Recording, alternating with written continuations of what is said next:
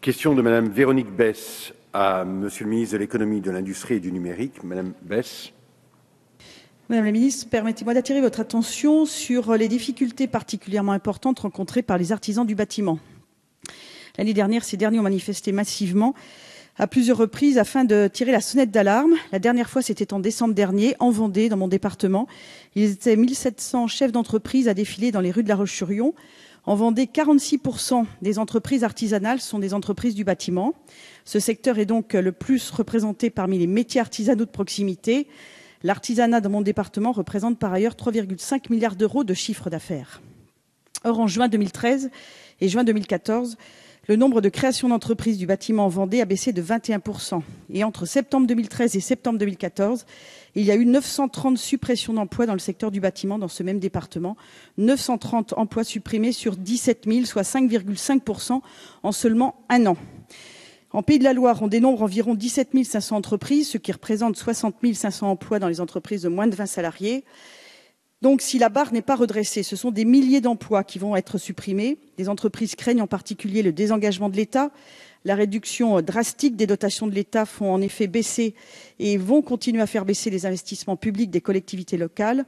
Or, ces collectivités locales représentent 71% des investissements publics. L'avenir des entreprises du bâtiment est en particulier des petites entreprises est particulièrement menacé, comme vous le savez.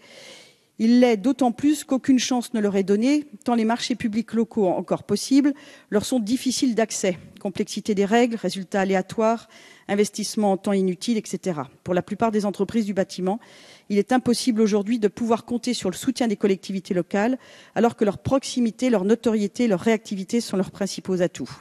Les patrons et les salariés de l'artisanat ne demandent qu'à survivre en attendant la reprise, mais nous ne les aidons pas. Des taxes étouffantes, une simplification réglementaire qui tarde à arriver, des banques frileuses, des particuliers dans l'expectative, une rigidité réglementaire, la mise en place de nouvelles contraintes comme le compte pénibilité.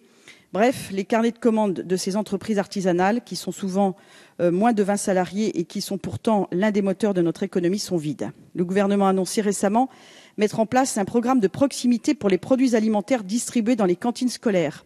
Alors, à l'image de ce qui est fait dans ce domaine, Madame la ministre, pouvez-vous nous dire si le gouvernement a l'intention d'élargir la recevabilité de critères de proximité pour l'ensemble des marchés publics locaux, en particulier ceux du bâtiment, et plus largement, quelles sont les mesures concrètes qui sont mises en place pour inciter les collectivités locales, mais aussi les particuliers, à investir dans le bâtiment?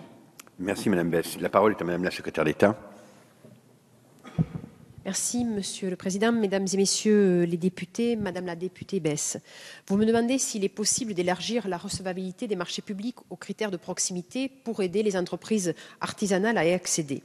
Comme vous le savez, les principes fondamentaux du Code du marché public sont l'égalité de traitement, la transparence des procédures, le respect de la libre concurrence et la liberté d'accès au marché. L'inscription d'un critère de proximité, à la manière de ce que nous avons fait pour l'agriculture, irait à l'encontre de ces principes qui résultent de directives européennes. Pour autant, nous sommes très conscients des difficultés que vous énoncez et du rôle de l'artisanat dans notre économie, dans nos territoires. Le gouvernement donc se mobilise pour des solutions concrètes afin de l'aider à passer un cap difficile. Vous rappelez tout d'abord qu'au mois d'octobre, un décret a été pris pour simplifier les documents d'élaboration pour présenter les offres dans le cadre des marchés publics, à l'attention en particulier des TPE et des PME. Ensuite, la médiation des marchés publics travaille actuellement sur des pistes destinées à faciliter l'accès des entreprises à la commande publique, telles que l'avance sur travaux, la promotion et l'attribution des marchés publics des collectivités locales au mieux-disant, ou encore l'amélioration des délais de paiement. D'ailleurs, à ce sujet, je rencontre le médiateur des marchés publics la semaine prochaine. Par ailleurs, le gouvernement se mobilise particulièrement pour le secteur du bâtiment, créateur de croissance et d'emplois, comme l'illustre l'ensemble des mesures prises depuis le printemps 2012 dans un contexte budgétaire pourtant difficile. Nous redonnons de l'oxygène aux entreprises. Dans le cadre du pacte de responsabilité, 30 milliards d'allègements de cotisations patronales et 10 milliards de réduction d'impôts d'ici 2017. Rappelez que pour le secteur de la construction, 80% de la masse salariale est ainsi concernée par le CICE. La suppression des cotisations patronales pour les salaires autour du SMIC, mais également pour les indépendants, la baisse des cotisations famille est un signal fort pour nos artisans du bâtiment. Par ailleurs, nous simplifions les démarches des entreprises. Parmi les 50 mesures annoncées fin octobre 2014 par le Conseil de la simplification dans le cadre du choc de simplification, 20 sont consacrées au logement. La loi de finances pour 2015 mobilise l'ensemble des leviers fiscaux nécessaires pour inciter à la production de logements diversifiés et mettre en œuvre la transition énergétique avec, par exemple, le relèvement à 30% du crédit d'impôt développement durable. Le projet de loi pour la croissance et l'activité actuellement examiné à l'Assemblée nationale contient également des mesures essentielles touchant le BTP, notamment pour lutter contre la fraude au détachement, à commencer par la généralisation de la carte d'identité professionnelle, obligatoire pour tous les salariés intervenant sur un chantier. Les sanctions financières seront également augmentées. La concertation avec les professionnels a toujours été privilégiée. Elle s'est montrée constructive et elle sera poursuivie. C'est la raison pour laquelle, dans le cadre de la mise en œuvre du compte pénibilité, Michel Duverville s'est vu confier une deuxième mission pour accompagner la mise en œuvre des 4 premiers facteurs pénibilité qui sont en place depuis le 1er janvier et pour préparer celle des 6 autres facteurs en relation étroite avec les branches professionnelles. Il livrera un point d'étape à l'été 2015. En parallèle, Monsieur le Premier ministre a chargé début janvier 2015 votre collègue Christophe Sirugue et un chef d'entreprise, Gérard Huot, d'une mission visant à simplifier le compte pénibilité.